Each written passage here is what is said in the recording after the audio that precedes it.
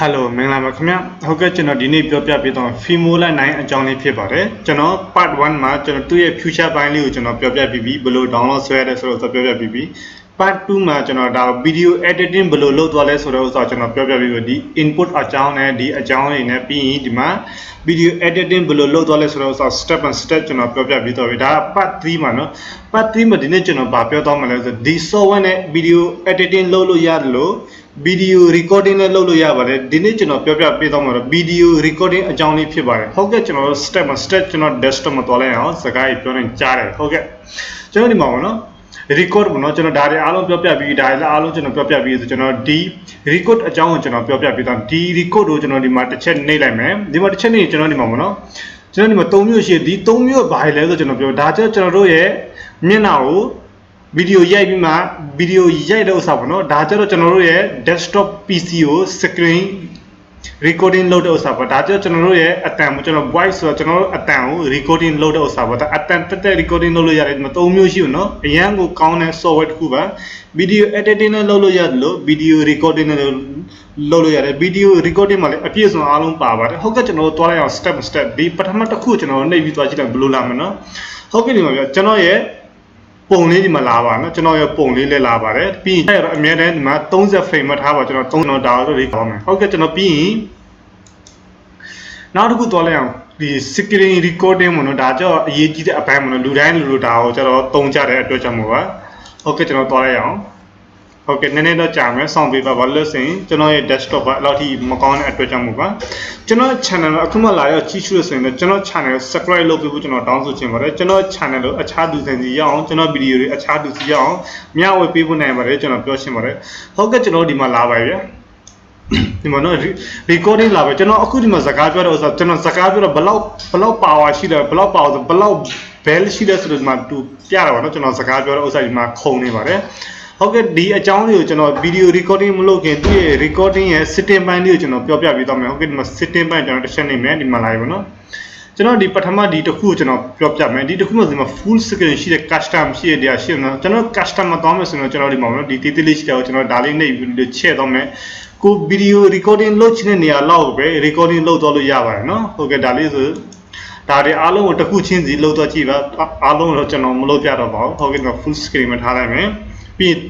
ကျွန်တော်ရဲ့ computer high ပေါ့နော်ဒါကြောင့်ဒီလောက်ရှိပြဒီမှာကျွန်တော်ဒီအတန်ဖိုင်ပြတယ်ပြီးဒီမှာကျွန်တော်စကားပြောတဲ့ဥစ္စာပြတာပေါ့နော်ဟုတ်ကဲ့အဲ့ဒါပြီးကျွန်တော် save to တဲ့ကျွန်တော်ဒီ video recording လုပ်တဲ့ဥစ္စာဘယ်မှာသွားပြီး save လုပ်မှာလဲပေါ့နော်အဲ့ဒါကိုသူတို့ကတစ်ချက်မေးပါတယ်ဟုတ်ကဲ့ကျွန်တော်ဒါကိုဘယ်မှာသွားမ save လုပ်မလဲကျွန်တော်တစ်ချက်သွားကြည့်လိုက်အောင်ကျွန်တော်ကတော့အလွယ်ကူဆုံးဖြစ်အောင်ဆိုပြီးကျွန်တော်ဒီ video မှာ save လုပ်ပါတယ်နော် video မှာနော်ဒီမှာ videos လာပါကျွန်တော် select တယ်နော်တကယ်ကိုကြိုက်နေတဲ့နေရာမှာရွေးချယ်ပြီးတော့မှလုပ်လို့ရပါတယ်ဟုတ်ကဲ့ဒီမှာ frame rate ပေါ့နော်ကျွန်တော်တို့ video recording လုပ်တဲ့ frame ဘယ်လောက်လောက်လိုချင်လဲပေါ့နော် frame ကအကြီးလိုချင်တယ်အသေးလိုချင်တာနော်ဒီ frame မှာကျွန်တော်ပြောပြမယ်ကျွန်တော် desktop အရင်နဲ့ကောင်းတဲ့ desktop လည်းမဟုတ်တဲ့အတွက်ကြောင့်မို့အရင်လည်းညံ့တဲ့ desktop လည်းမဟုတ်ပါဘူးအဲ့ဒီအတွက်ကြောင့်ကျွန်တော်အလဲထားမှာနော်30 frame မှာထားမယ်ကျန်တဲ့ဥစ္စာထားလို့ရပြီမ60နဲ့30ကဘာမှလည်းမကွာပါဘူးဒါပေမဲ့ကွာခြားတာတစ်ခုရှိရဲ30ကျတော့ဗီဒီယိုနည်းနည်းပေါ့လို့60ကျတော့ဗီဒီယိုအရန်လေးတယ်ဘာလို့ဆိုရင်ကွန်ပျူတာအရန်ကောင်းမှတိုင်း60နဲ့သွားမှတိုင်းကောင်းတယ်ပါ quality ရှင်းတော့အတူတူပါပဲဒါပေမဲ့ဒါကြတော့ space နဲ့ပြီးဒါကြ space ပို့ပြီးများတာပေါ့နော်ဟုတ်ကဲ့ကျွန်တော်တို့30ပဲသွားမယ်ကွန်ပျူတာကောင်းရင်30မကောင်းရင်30ပဲထားတော့ကောင်းပါတယ်ကွန်ပျူတာအရင်ညံ့နေဆိုရင်တော့ 20% လို့ပါ limit ထားတော့ကောင်းတယ်ဒါပေမဲ့30ကိုအတက်နိုင်ဆိုရွေးချက်သွားပါလို့ကျွန်တော်ပြောရှင်းပါတယ်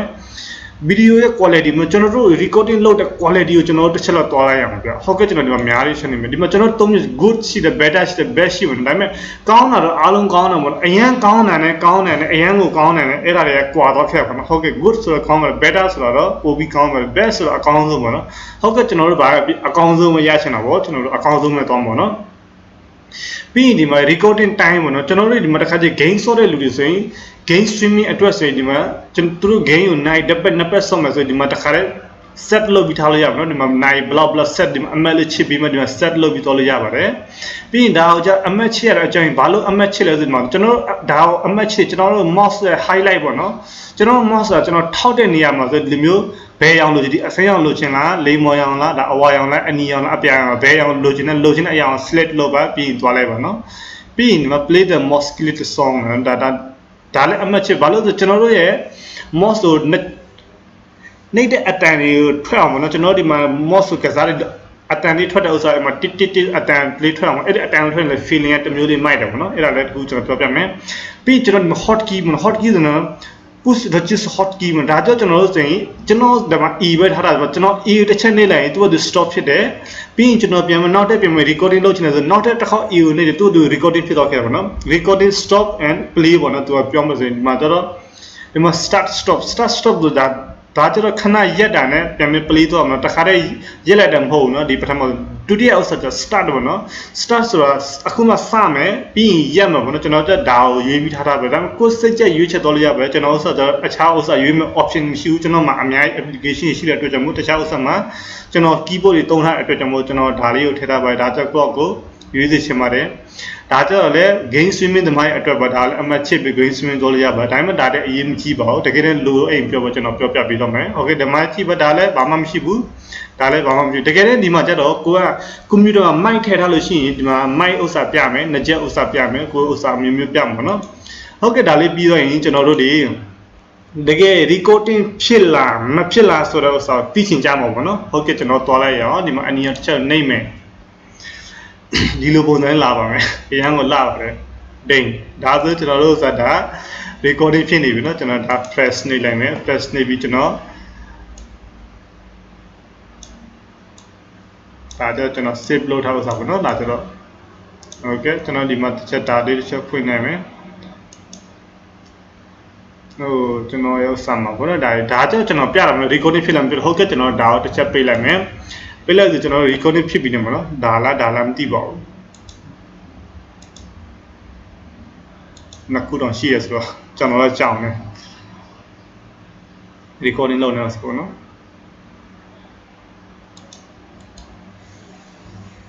open the capture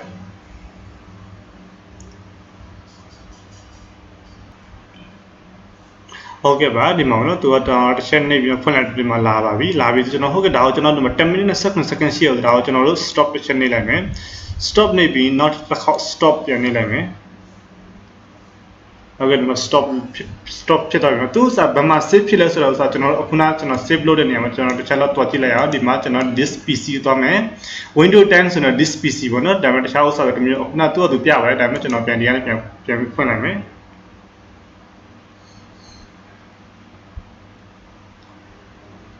โอเคဒါလေးကိုကျွန်တော်တွားမယ်ကျွန်တော် save ဖြစ်လားမဖြစ်လားဆိုတော့ကျွန်တော်တစ်ခါပြတော့မှာเนาะ this pc ကျွန်တော် video တွားမယ် video မှာ walking ပေါ့နော် walking ဟုတ်ကဲ့ဒီမှာ save ဖြစ်ပါတယ် save ဖြစ်တယ်ဆိုတော့ကျွန်တော်တစ်ချက်ချက်လိုက်မယ်ချက်ပြီးပြီကျွန်တော်ဒါကိုပဲပြန်သွားလိုက်မယ်ဒါကိုပဲပြန်သွားပြီးဒီမှာပေါ့နော်သူအခုနကျွန်တော်တို့လုပ်တဲ့ဥစ္စာ save ဖြစ်လားမဖြစ်လားဆိုတော့ကျွန်တော်ပြမယ်နော်ဒါလေးကိုကျွန်တော်ခဏဖြောက်ထားလိုက်မယ်နော်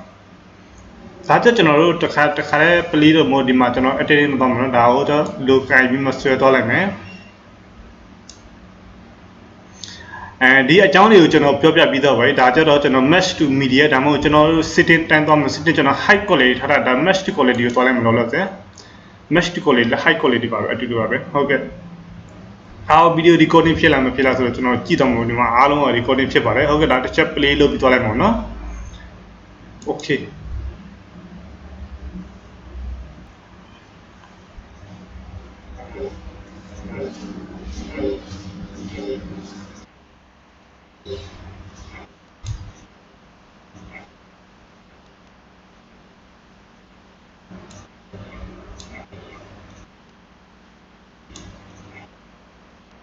ဒီမှာတော့ तू က recording ဖြစ်ပါနော်ဒီမှာ recording ကောင်းမှုဖြစ်ပါတယ်ကျွန်တော်အားလုံးပြပြီးပါပြီ recording လုံးဝဖြစ်ပါတယ်နော်ဟုတ်ကဲ့ကျွန်တော်ဒါကို set delete လုပ်လိုက်မယ်ကျွန်တော်မထားချင်တော့ပါ delete လုပ်ပြီးဖျက်လိုက်မယ် delete ပေါ့နော်ဒီဖြစ်လိုက်မယ်ပြီးကျွန်တော်နောက်ထပ်တစ်ခေါက်သွားမယ်ဒီမှာကြည့်မှာပေါ့နော်အဲ့လိုမျိုးကျွန်တော်တို့အခုနောက်စာလုပ်ပြီးတော့ရဆိုကျွန်တော်တို့ဒီမှာ video မှာသွားပြီးဆိုကျွန်တော်ဒီမှာ export ပိုင်းရှိရကျွန်တော် export လုပ်သွားရုံမှာ export ပိုင်းကိုလည်းကျွန်တော်လုပ်ပေးထားတာရှိပါတယ်အဲ့မှာသွားကြည့်နိုင်မှာဒါကြောင့်ကျွန်တော် recording မှာပြောပြဖြစ်တာလို့ကျွန်တော်ဟုတ်ကဲ့ကျွန်တော်တို့ဒီ video ကြည့်နေလူအားလုံးကျွန်တော်ကျေးဇူးတင်ပါတယ်ဟုတ်ကဲ့ဒီလိုမျိုး video တွေကျွန်တော်အသစ်တွေကိုနောက်ကျွန်တော်ပြန်တင်သွားမယ့်အတွက်ကြောင့်မို့ပါနေ့ရက်ချက်တစ်ခေါက်ကျွန်တော်တင်သွားပါတယ်အဲ့ဒါဆိုကျွန်တော်ရဲ့ channel ကို subscribe လုပ်ပေးဖို့ကျွန်တော်တောင်းဆိုချင်ပါတယ်ကျွန်တော် channel subscribe လုပ်ပေးထားပါ like လေးနဲ့ subscribe ပေါ့နော်ဟုတ်ကဲ့ကျွန်တော်အားလုံးကိုကျေးဇူးတင်ပါတယ်